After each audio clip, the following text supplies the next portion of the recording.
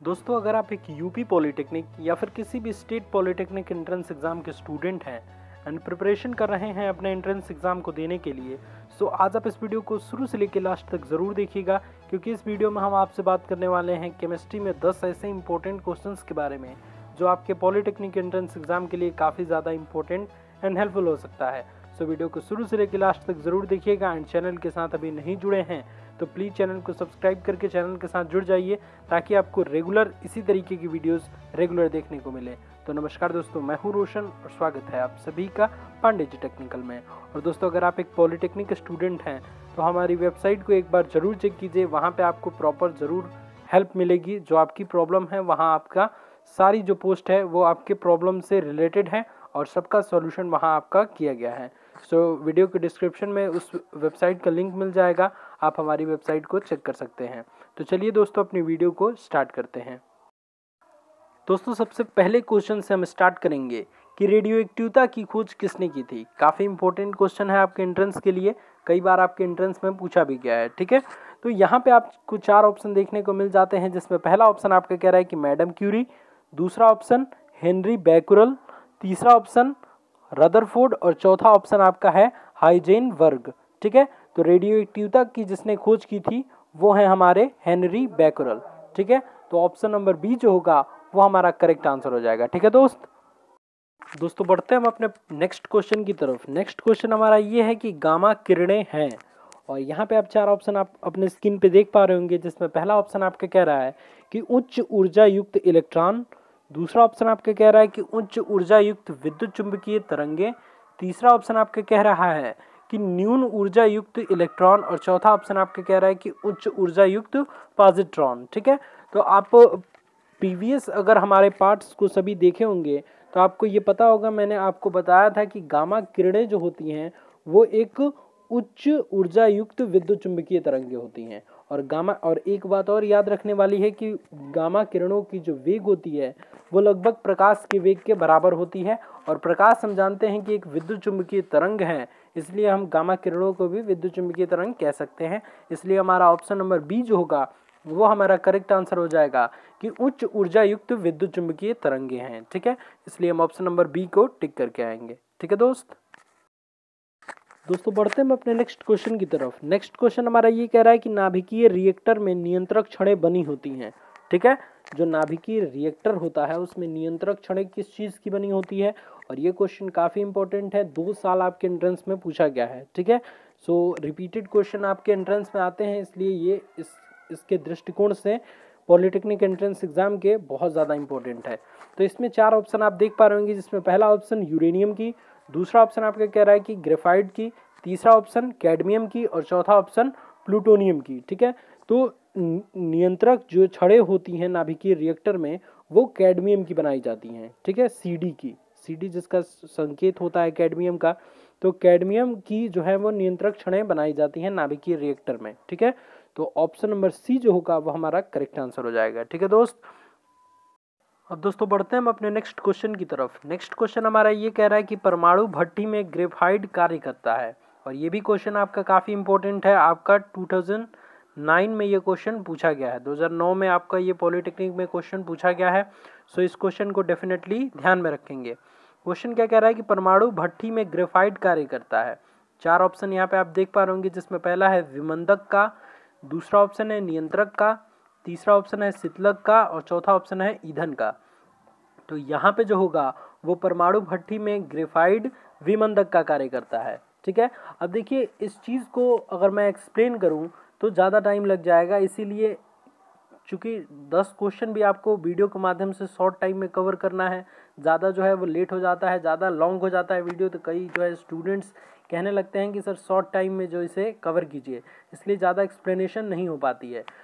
तो आप एक काम कर सकते हैं, आप जो है वो अरिहंत की बुक लेके उसको डीपली अच्छे तरीके से उसके जितने भी सिलेबस है अगर आप पढ़ेंगे तो सारी कंसेप्ट आपकी क्लियर हो जाएगी। ठीक है, बस आपको ध्यान से पढ़ना होगा। ठीक है, तो इस क्वेश्चन में क्या कह रहा है कि परमाणु भट्टी में ग्रेफाइट कार्य करता है, तो विमंदक का, यानी कि ऑप्शन नंबर ए जो होगा वो हमारा करेक्ट आंसर हो जाएगा। ठीक है दोस्त, तो ये बातें हमारी ध्यान में रखिएगा, डीपली जो स्टडी कीजिए।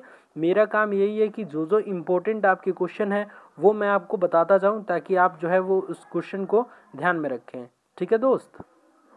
अब दोस्तों बढ़ते हैं हम अपने नेक्स्ट क्वेश्चन की तरफ। नेक्स्ट क्वेश्चन हमारा ये कह रहा है कि कृत्रिम रेडियो एक्टिविता की खोज किसने की। ठीक है, और यहाँ पे आपको 4 ऑप्शन देखने को मिल जाते हैं, जिसमें पहला ऑप्शन आपका कह रहा है मैडम क्यूरी, दूसरा ऑप्शन बेकुरल, तीसरा ऑप्शन रदरफोर्ड और चौथा ऑप्शन आई क्यूरी तथा जोलियट। ठीक है, तो इसे आप ध्यान में रखेंगे। देखिए इसमें कई जो स्टूडेंट्स हैं उनको जो है वो कन्फ्यूज़न हो जाती है, क्योंकि वो जो है वो पढ़ के आते हैं कि रेडियो एक्टिविता की खोज जो है वो बैकरल साहब ने की थी, हेनरी बैकरल ने की थी। तो यहाँ पे भी आप बैकरल जो है वो लगा देंगे, लेकिन ये ध्यान में रखने वाली बात है कि कृत्रिम रेडियो एक्टिविता की खोज जो है, यानी कि आर्टिफिशियल रेडियो एक्टिविटी की खोज जो किए थे उनका नाम है आई क्यूरी तथा जोलियट। ठीक है, तो इसे हम ध्यान में रखेंगे, इसलिए यहाँ पे ऑप्शन नंबर डी जो होगा वो हमारा करेक्ट आंसर हो जाएगा। तो इन सारी छोटी छोटी चीज़ों को आपको ध्यान में रखना होगा, तभी आप जो है वो इस एंट्रेंस को क्लियर कर पाएंगे, क्योंकि क्वेश्चन जो बनते हैं वो ज़्यादा हार्ड नहीं बनते हैं, मीडियम लेवल के बनते हैं, और यही सारे क्वेश्चन जो है वो मीडियम लेवल के श्रेणी में आते हैं। ठीक है दोस्त। अब दोस्तों बढ़ते हैं हम अपने नेक्स्ट क्वेश्चन की तरफ। नेक्स्ट क्वेश्चन हमारा ये कह रहा है कि परमाणु नाभिक में से किसके निकलने पर परमाणु संख्या या द्रव्यमान संख्या अपरिवर्तित रहती है। और यहाँ पे 4 ऑप्शन आप देख पा रहे होंगे, जिसमें पहला ऑप्शन कह रहा है अल्फा किरणें, दूसरा ऑप्शन बीटा किरणें, तीसरा ऑप्शन है आपका गामा किरणें और चौथा ऑप्शन है न्यूट्रॉन। तो देखिए जब भी परमाणु के नाभिक में से अगर गामा किरणें निकलने लगे तो उसके परमाणु संख्या या द्रव्यमान संख्या जो है वो अपरिवर्तित रहता है, यानी कि उसमें कोई बदलाव नहीं देखने को मिलता है। इसके अलावा अगर अल्फा किरणें निकले तो जो है वो बदलाव देखने को मिलता है, बीटा किरणें निकले तभी भी बदलाव देखने को मिलता है, द्रव्यमान संख्या और परमाणु संख्या चेंज हो जाता है, न्यूट्रॉन भी निकले तभी भी ये चेंज हो जाता है। लेकिन गामा किरणें जब निकलती हैं तो परमाणु के नाभिक में से अगर गामा किरणें निकलने लगे तो परमाणु संख्या या द्रव्यमान संख्या अपरिवर्तित रहती है। ठीक है, इसलिए ऑप्शन नंबर सी जो होगा वो हमारा करेक्ट आंसर हो जाएगा। अब दोस्तों बढ़ते हैं हम अपने नेक्स्ट इंपॉर्टेंट क्वेश्चन की तरफ। ये क्वेश्चन देखिए बहुत ज़्यादा इंपॉर्टेंट है आपके लिए।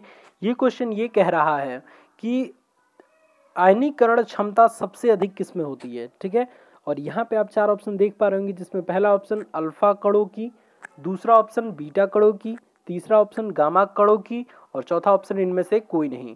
तो देखिए आयनीकरण क्षमता जो होती है वो आपकी अल्फा कणों की सबसे ज़्यादा होती है। इसके अलावा अगर बीटा कणों की बात करें तो बीटा कणों की गैसों को आयनित करने की क्षमता जो होती है वो अल्फा कणों से कम होती है, और गामा कणों की जो होती है वो आयनीकरण क्षमता सबसे कम होती है, यानी कि गैसों को आयनित करने की क्षमता जो है इसमें बहुत कम होती है गामा किरणों में। ठीक है, तो सबसे अधिक किसमें हुआ, अल्फा किरणें में। ठीक है, तो इसलिए ऑप्शन नंबर ए जो होगा वो हमारा करेक्ट आंसर हो जाएगा कि आयनीकरण क्षमता जो होती है वो सबसे अधिक अल्फा कणों में होती है, इसलिए option number A is correct answer. इसलिए हम ऑप्शन नंबर ए को टिक करके आएंगे। ठीक है दोस्तों बढ़ते हैं हम अपने नेक्स्ट क्वेश्चन की तरफ। नेक्स्ट क्वेश्चन हमारा ये कह रहा है कि प्रयोगशाला में नाभिकीय संलयन विधि प्रयोग में नहीं की जाती क्योंकि, और ये क्वेश्चन आपका 2008 में पूछा गया है पॉलिटेक्निक में, इसलिए ये क्वेश्चन डेफिनेटली आप ध्यान में रखेंगे। यहाँ पे आप 4 ऑप्शन देख पा रहे होंगे, जिसमें पहला ऑप्शन आपका कह रहा है कि अत्यधिक दाब की आवश्यकता होती है, दूसरा ऑप्शन अत्यधिक आयतन की आवश्यकता होती है, तीसरा ऑप्शन अत्यधिक ताप की आवश्यकता होती है और चौथा ऑप्शन आपका है कम ताप की आवश्यकता होती है।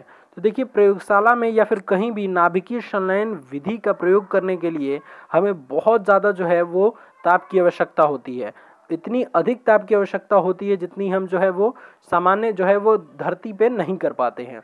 इसीलिए नाभिकीय संलयन की क्रिया जो होती है वो सूर्य पे होती है, और सूर्य पे जो है वो बहुत ज़्यादा ताप मिल जाता है उसे, इसीलिए नाभिकीय संलयन की क्रिया जो है वो हमारी सूर्य पे होती है।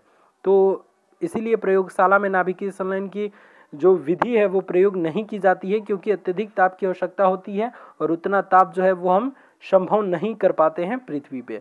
इसलिए ऑप्शन नंबर सी जो होगा वो हमारा करेक्ट आंसर हो जाएगा, इसलिए हम ऑप्शन नंबर सी को टिक करके आएंगे।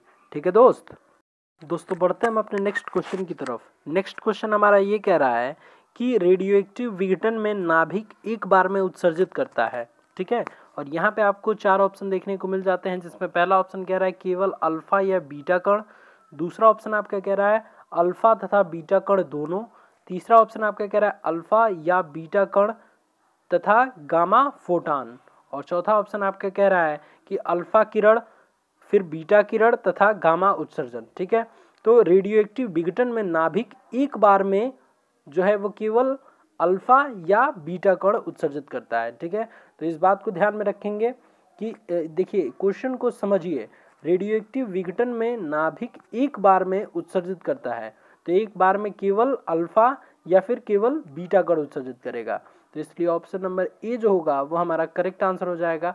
और ये क्वेश्चन 2012 यानी कि 2012 में आपके पॉलिटेक्निक में पूछा गया है।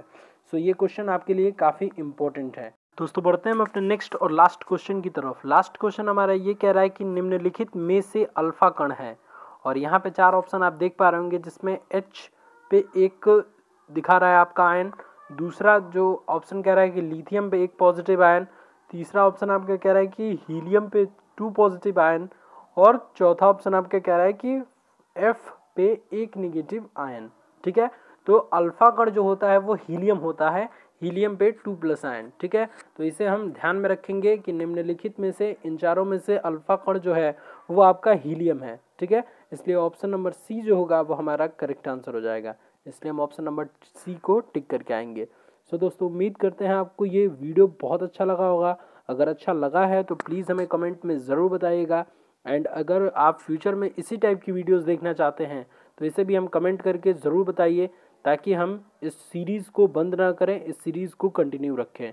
ठीक है दोस्त, एंड मैथमेटिक्स की अगर आप वीडियो देखना चाहते हैं पॉलिटेक्निक एंट्रेंस एग्जाम से रिलेटेड, तो हमें कमेंट में ज़रूर बताइए, एंड वीडियोस को लाइक कर दीजिए, अपने दोस्तों में ज़रूर शेयर कीजिए, ताकि अगर आप एक बार अपने दोस्तों में शेयर करते हैं तो आपके दोस्त की भी जो है वो हेल्प हो जाएगी, आपके एंट्रेंस एग्ज़ाम के लिए आपके और आपके दोस्त दोनों को हेल्प हो जाएगी आपके एंट्रेंस एग्ज़ाम के लिए। ठीक है दोस्त, तो शेयर करना बिल्कुल भी ना भूलें, एंड वीडियोस को लाइक कर दीजिए और कमेंट ज़रूर कीजिएगा। धन्यवाद दोस्तों, जय हिंद, जय भारत।